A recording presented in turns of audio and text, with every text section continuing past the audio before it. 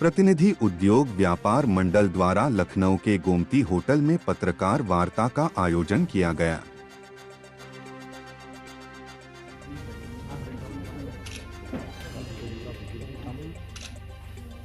Ma'am करीब आ जाइए थोड़ा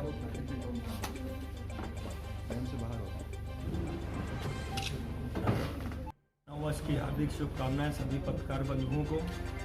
नारी शक्ति को और व्यापारी बंधु जो हमारे साथ मंचासीन हैं,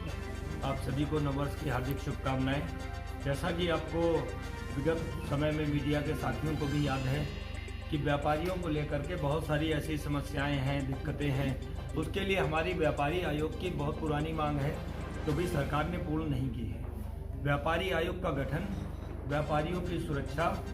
और व्यापारियों को लेकर के व्यापारी 30% व्यापारी है पूरे देश और प्रदेश में। उसकी राजनीतिक स्थितियाँ क्या होंगी, उसकी राजनीतिक हिस्सेदारी क्या होगी, जीएसटी में किस तरीके से व्यापारियों को नुकसान हो रहा है और परेशानी व्यापारी गढ़ झेल रहे हैं, और ऑनलाइन शॉपिंग से जिस तरीके से बड़ी बड़ी कंपनियां छोटे व्यापारियों को ख़त्म करती जा रही हैं, इन्हीं को लेकर के आज ये प्रेस कॉन्फ्रेंस की गई है। और इस प्रेस कॉन्फ्रेंस के माध्यम से आपको बताना चाहते हैं कि आगामी 28 जनवरी को व्यापारी महाकुंभ का आयोजन किया जा रहा है लखनऊ में, जिसके लिए प्रदेश के सभी जनपदों में प्रचार प्रसार के माध्यम से, प्रेस कॉन्फ्रेंस के माध्यम से व्यापारी अपना बाजारों में निकल करके अपनी बातों को बता रहे हैं कि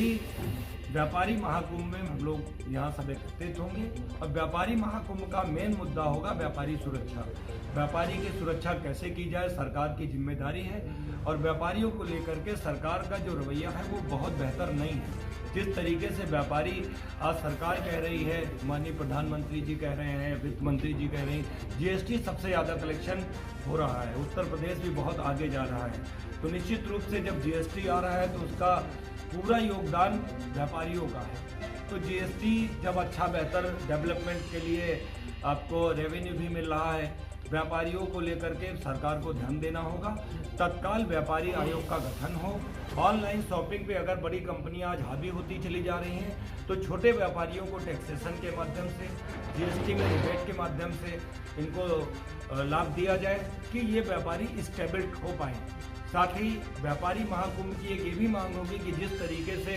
सभी सामाजिक ताने बाने बुनते हुए राजनीतिक दल अपने अपने स्तरों पर विधानसभा, लोकसभा में ये तय करते हैं कि कौन विधानसभा और लोकसभा में जाएगा, ऐसी जिम्मेदारी क्योंकि निश्चित रूप से व्यापारी की हिस्सेदारी